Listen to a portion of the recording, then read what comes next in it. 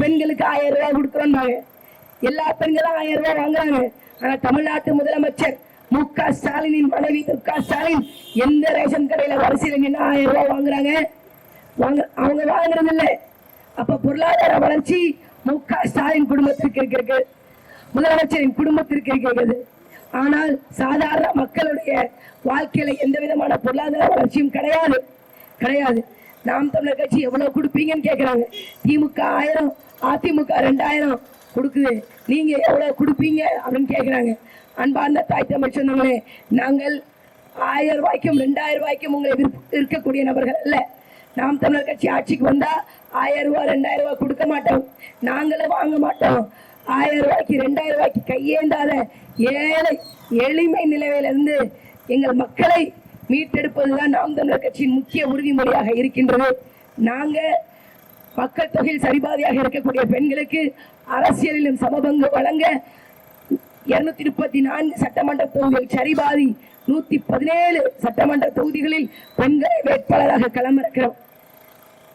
நாம் தமிழர் கட்சி ஆட்சிக்கு வந்தா கல்வி வேலை வாய்ப்புகள்ல பெண்களுக்கு சமபங்கு இருக்கும். மாவட்ட ஆட்சியர் அலுவலகமா 100 பேர் வேலை பார்க்கறாங்களா, அதுல பாதி பேர் பெண்களாக இருப்பாங்க. பெண்களுக்கு அரசு வேலை கொடுக்கணும்னு சொல்றோம். ஏன் நீங்க எங்களுக்கு வாக்களிக்க கூடாது? ஏன் வாக்களிக்க கூடாது? மாற்றத்தை விரும்பணும் அப்படின்னா ஊழல் இல்லாத, லஞ்சம் இல்லாத ஒரு நேர்மையான அரசு நிர்வாகம் அமையணும். ஊழல் இல்லாத, லஞ்சம் இல்லாதனா திரும்ப திமுக அதிமுகவுக்கு வாக்களிச்சா சரியா இருக்குமா?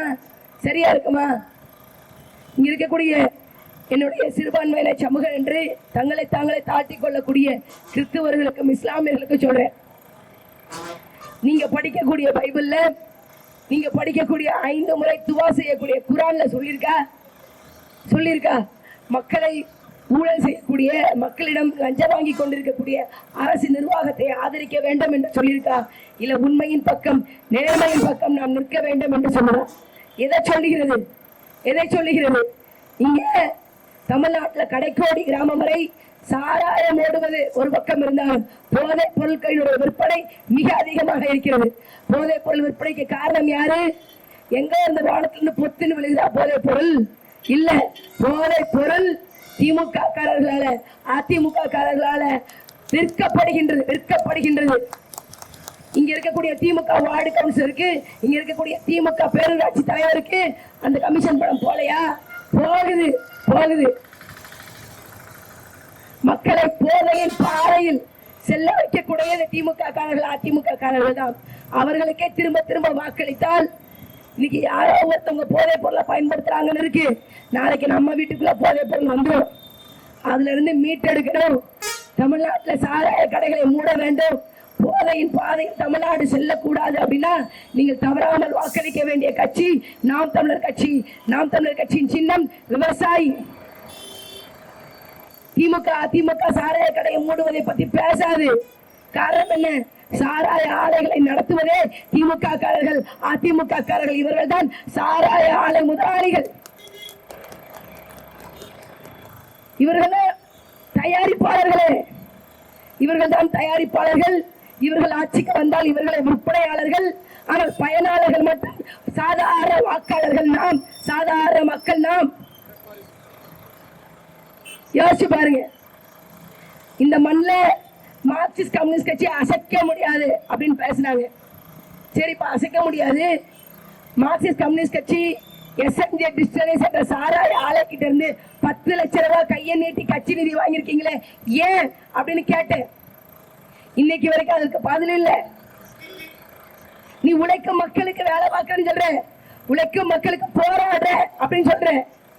ஆனா உழைக்கும் மக்களை சுரண்டி கொள்கக்கூடிய சாராய கம்பெனி கிட்ட இருந்தீங்க 10 லட்சம் ரூபாய் நிதி வாங்குற.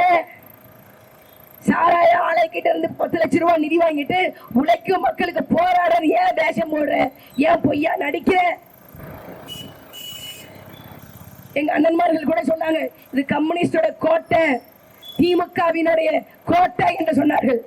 திமுக கோட்டை, அதிமுக கோட்டை, கம்யூனிஸ்ட் கோட்டையெல்லாம் வேட்டையாட வந்த நாம் தமிழர் கட்சி புலிகள் நாங்கள். இங்க ஒரு வில்லேஜ் விஞ்ஞானி மாதிரி வேளாங்கண்ணி விஞ்ஞானி ஒருத்தர் இருக்காரு. வேளாங்கண்ணி பேரூராட்சி முழுக்க ஊழல். எங்கும் தமிழ் எதிலும் தமிழ் என்று ஆட்சிக்கு வந்த திமுக காரர்கள் எங்கும் ஊழல் எதிலும் ஊழல், எதிலே ஊழல் இல்லை எதிலே ஊழல் இல்லை என்று கேட்கும் அளவுக்கு ஆட்சி அதிகாரத்தை செலுத்திக் கொண்டிருக்கின்றார்கள். இங்க இருக்கக்கூடிய பூங்காவுக்கு ஒரு ஆண்டுக்கு 2 கோடி ரூபாய் செலவழிக்கிறீங்களே, என்னதான் பண்றீங்கன்னு கேட்டா பதில் இல்ல. ஸ்ட்ரீட் லைட் மின்சாரத்தை மெயின்டைன் பண்றதுக்கு பல லட்சம் செலவு, ஸ்ட்ரீட் லைட்டுக்கு இபி பில் கட்டுவதற்கு பல லட்சம் செலவு. கேட்டா பதில் சொல்லணும்ல. பல கோடி வருமானம் வரக்கூடிய பேரூராட்சி வேளாங்கண்ணி பேரூராட்சி. அந்த வேளாங்கண்ணி பேரூராட்சியில ஏகப்பட்ட முறைகேடு நடக்குது. கேட்டா பதில் சொல்றதில்ல.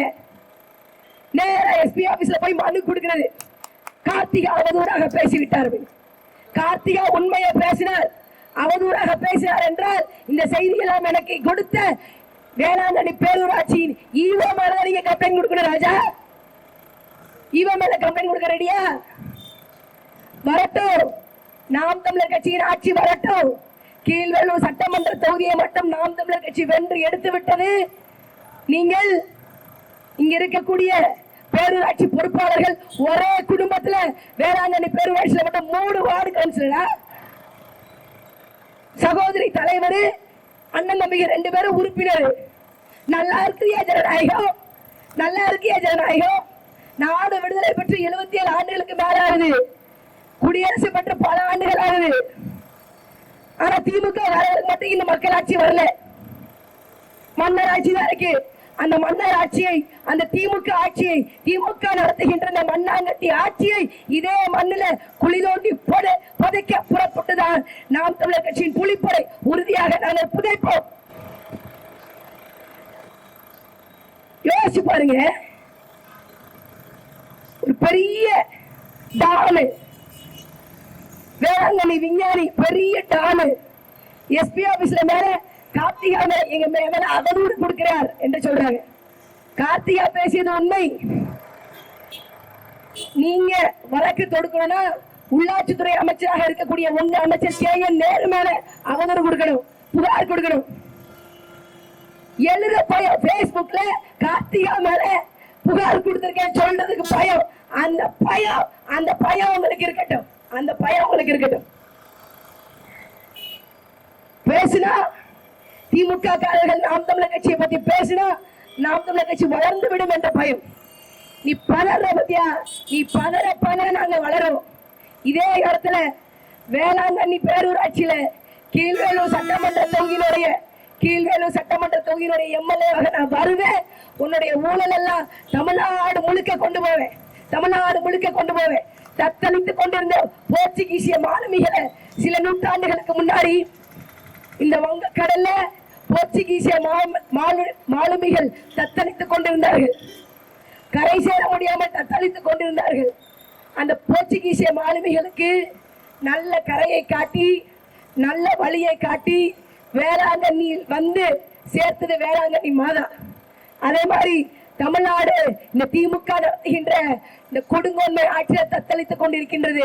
அந்த வேளாங்கண்ணி மாதாவின் வாசல், கோயில் வாசல் சொல்றேன், தத்தளித்துக் கொண்டிருக்கக்கூடிய தமிழ்நாட்டு அரசியலையும் நல்ல வழிகாட்டுவா, நல்ல ஒரு நிலைக்கு கொண்டு வர கரை சேர்ப்பா. அது நாம் தமிழர் கட்சியின் கரைக்காக இருக்கும் என்று நாங்கள் உறுதியா நம்புறோம்.